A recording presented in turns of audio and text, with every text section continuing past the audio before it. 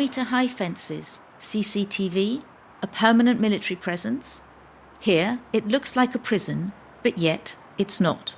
This is a detention centre for illegal immigrants who are waiting to be repatriated.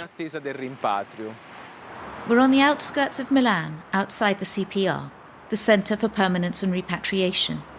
Here, the press are not welcome. But some damning images from inside are occasionally leaked by inmates, showing beaten up or neglected migrants. Mahmoud is familiar with situations like this. Last spring, he was detained in a similar centre in the south of Italy.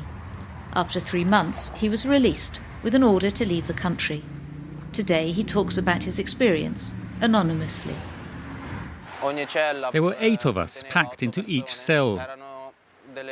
They were dirty, and we were given spoiled food that smelt terrible. And sometimes there were even insects in the food. Extreme living conditions that also affected his mental health.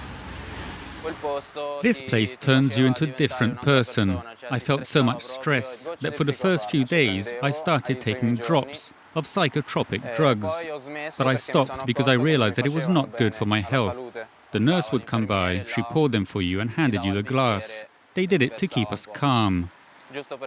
They were tranquilizers that made us sleep so we would not make trouble.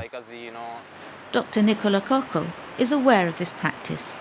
He accompanied the guarantor for the rights of detainees during the inspections inside the 10 CPRs in Italy. I was able to see their medical notes, and I saw that about 70% of the inmates in the Italian CPR were taking at least one psychotropic drug, but without having a psychiatric diagnosis that justified their use. That's the worst. The psychotropics are used like a pharmaceutical straitjacket and a sedation to quell any rebellion, and that can result in an addiction to the drugs. This abusive use of sedatives to control inmates' behaviour was exposed by Luca Rondi, an investigative journalist who looked into the private companies that manage the centres. Here's an invoice for the purchase of medicines from the Milan CPR. We can see that nearly all of them are psychotropics. The management company submitted these invoices to get reimbursed. The investigation revealed a number of other dysfunctional issues in the CPRs throughout Italy. Several issues are common to all 10 repatriation centres in Italy. First, the abusive use of psychotropics.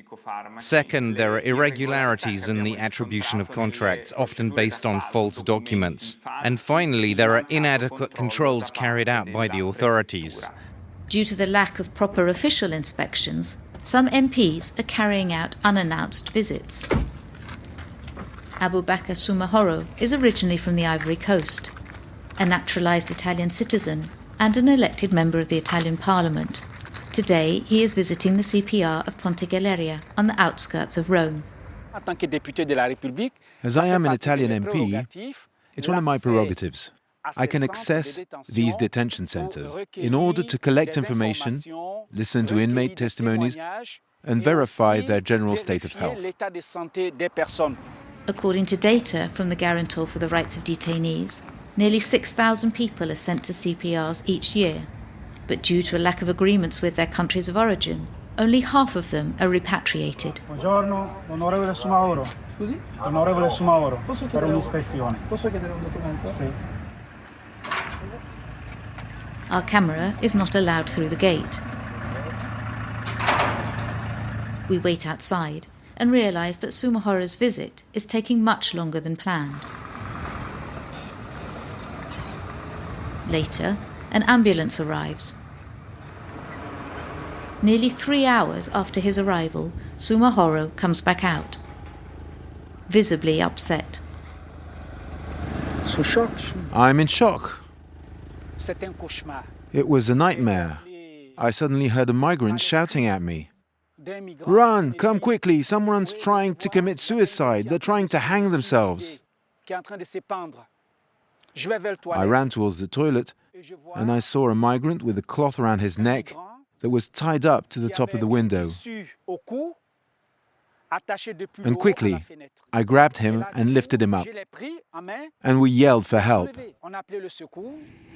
This is not the first time such a situation has occurred. According to the Guarantor for the Rights of Detainees, 14 people have killed themselves in Italian CPRs in the last 5 years.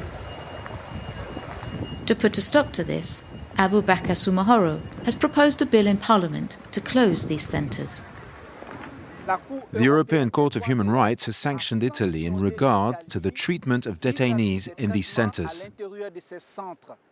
We have to stop this policy because it will result in a humanitarian catastrophe. A policy that the current right-wing government in Italy has every intention of maintaining as part of their battle against illegal immigration.